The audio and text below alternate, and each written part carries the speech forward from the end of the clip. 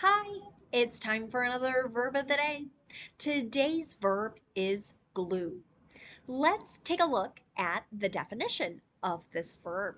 The first way you might hear glue used is to mean to join with the substance glue. And I'm never a fan of using a different form of the word. So in this definition, with glue, that's a noun. And in case that's a new word for you, I've got a picture in the bottom right corner of my screen. You might recognize a bottle, and this white substance here is something that's going to help two things stick together. Okay. So, generally, when we're using this verb, we're talking about that process of having two things come together using this particular substance. A second way you'll hear the verb glue used is to mean to be paying very close attention to something. Okay, so with this definition, I know sometimes I've heard people describing others as being glued to their television, right? So paying very close attention, not paying attention to anything else, not carrying on conversations with others, just solely focused on the television. Okay? That's largely what this second definition means. You should know that the verb glue is a regular verb. To form the progressive form of this verb, you're going to drop the E on the end to form, and then add ing to form that progressive, to form gluing. Okay? The past tense and participle forms of this verb can be made by just adding the letter D. That's because our verb already ends with an E. Okay? Our base verb, glue, oo, ends in a vowel sound and a long U sound, if you will. And all vowel sounds are voiced. This means our past tense ending is just going to make a D sound, and we're not going to add an extra syllable as we say it. It should sound like this: glued, glued. Now, I do have a few phrasal verbs for us to look at. The first we're going to discuss is to glue down. And this meaning here is really going to tie back to our first definition we looked at earlier. So we're using that substance, that sticky substance, to make something adhere or to stick. Okay, so we're taking one thing and sticking it to the next. Okay, an example of this might be they're gluing the carpet down right now. Okay? And one reason someone might be using the preposition down here, right? We're talking about the floor. We're talking about something lower. And that's why you might encounter that particular preposition used as a part of this phrasal verb. You're going to notice that to glue on or glue onto is going to have the same meaning. Sometimes as I hear this, you might be thinking of something that's more upright versus down, but it doesn't have to be that way. Again, we're talking about using that sticky substance to bring two things together. An example of this might be the students glued on their designs to the poster board yesterday. Right? So they used that sticky substance to decorate whatever sort of posters they were making. The last phrasal verb we'll discuss today is to glue together. And again, this goes back to that meaning of adhering, sticking together. And here we're talking about joining multiple parts or multiple pieces of something to something else. An example of this: I've glued the vase back together. Right? So maybe I'm quite clumsy. That is a true statement. So perhaps I drop something, it breaks, right, into many pieces, and I try to glue it together to reform the original shape. Now, we're going to practice making questions with our verb of the day, but first I thought it would be good for us to review how we form WH questions, or what I like to call more information questions, in the future tense using be going to. I like to call these more information questions because, as I tell my students, we cannot just say yes or no to these. we have to provide some type of more information. So the structure here in the simple future, maybe I'm asking about someone's plans, okay, will be to start with a question word. Then we're going to use a present form of be. So you're going to notice three forms here that match with our subject. So am will be used before I, are will be used before you, we, and they, and is will be used before he, she, and it. Okay, so present form of be, then we have our subject, then we use going to, and then the base verb. There might be some other words that follow the verb, providing more information or context to the particular question. But if this is something new or maybe something you haven't thought about in a while, I'll encourage you to pause the video here.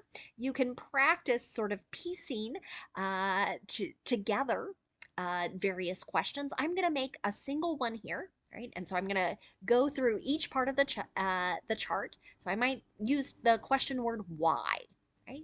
And I'm going to ask, why are you going to buy groceries, right? Maybe I thought you already have, right? So what do you need more for, right? That might be my question. Right? You can play around with this and make many more examples. But I think we're ready to make some sample questions using our verb of the day, glue. We're going to start by making a question about location, the place where an action is going to happen. We want to use the question word where, W-H-E-R-E for that. Okay? So again, I'm going to follow my pattern now. Where are they going to glue the pictures? Right? I want to know what place, what location. Okay? I can ask questions about time. This could be time on a clock or time as in a date. Okay? For that, I want to use the question word when, W-H-E-N. An example of this. When is the manicurist going to glue on her nails? Okay. You can probably tell, not a huge hair and makeup person. So this isn't something I experience a lot, but I have friends that regularly get manicures, and a sticky substance, right, is used to allow their nails to stay in place.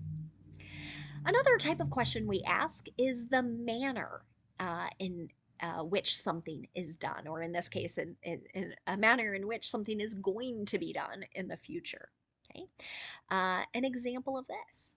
How, that's our question word for manner, how are students going to glue this to felt, right? So there are special types of glue based on like the objects or the material that is being joined together. Felt is a type of cloth. So one might be looking at this and kind of wondering, is this going to work? Is this going to stick? Okay. Another type of question we ask is a reason, right? Why is someone doing a particular action, or why are they going to do a particular action? An example here. Why is this show going to glue viewers to their TVs? There's that second definition of the verb. So here people might kind of like, why do you think this is going to be popular? What's going to make people want to sit and watch this? The last type of question, and I hope you've noticed all of these follow our pattern, is a determiner. So when we're asking about a thing, an object, an example of this. What are they going to glue down? Right? So here we want to know what thing is going to be joined or adhered to something else. So all of these 5 example questions so far have followed my pattern of question word, be verb, subject, going to, and then the base verb. But we have 2 types of questions that have slightly different patterns. Okay? We can use the word which, W-H-I-C-H, to also ask about a thing. And generally, when we're using this question, we're asking someone to pick from some group of choices or some options, if you will. So when we use the question word which, we need a noun to follow it. Those are going to be our choices. Okay? And then after that, we're going to follow that pattern of using our be verb, our subject, going to, and then the base verb. Here's an example. Which pieces are you going to glue on?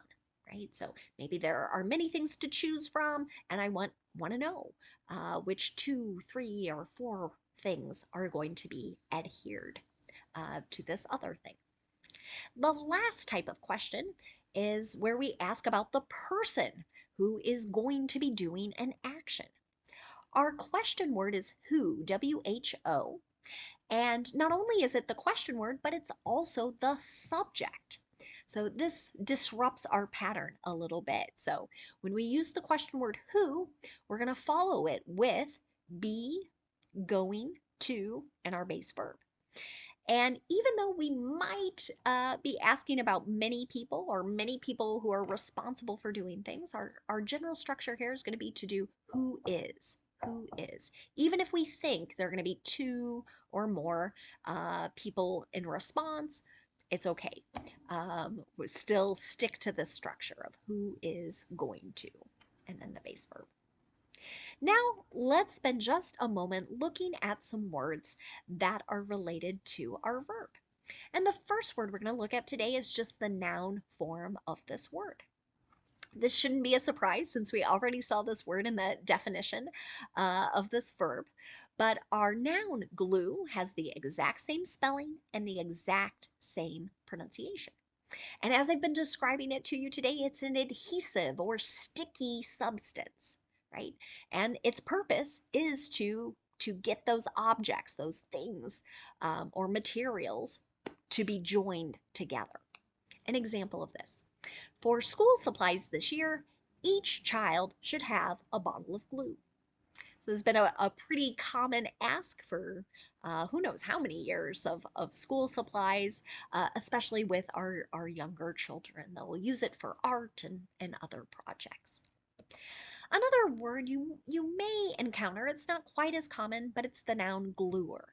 This can refer to an object or a person that engages in this particular action of gluing something. An example of how you might hear it used, the company purchased a new gluer and die cutter. So here we're talking about specific types of machines that are maybe used to produce a particular item or good. The last thing I'm going to leave you with today is a phrase, and the phrase is to stick like glue. Sometimes when people use this, they really want to note how close to people or to things are remaining. Okay? And so it's kind of, it reminds people, or we have this association, it's like they've been glued together. Sometimes you'll hear that phrase as well. A way we can use it in a sentence, her dog always sticks to her like glue. Right? So this little dog is not going to run off with anybody else. This little dog is always going to stay very close to her owner. Thanks so much for watching today's video. I hope you have a great day.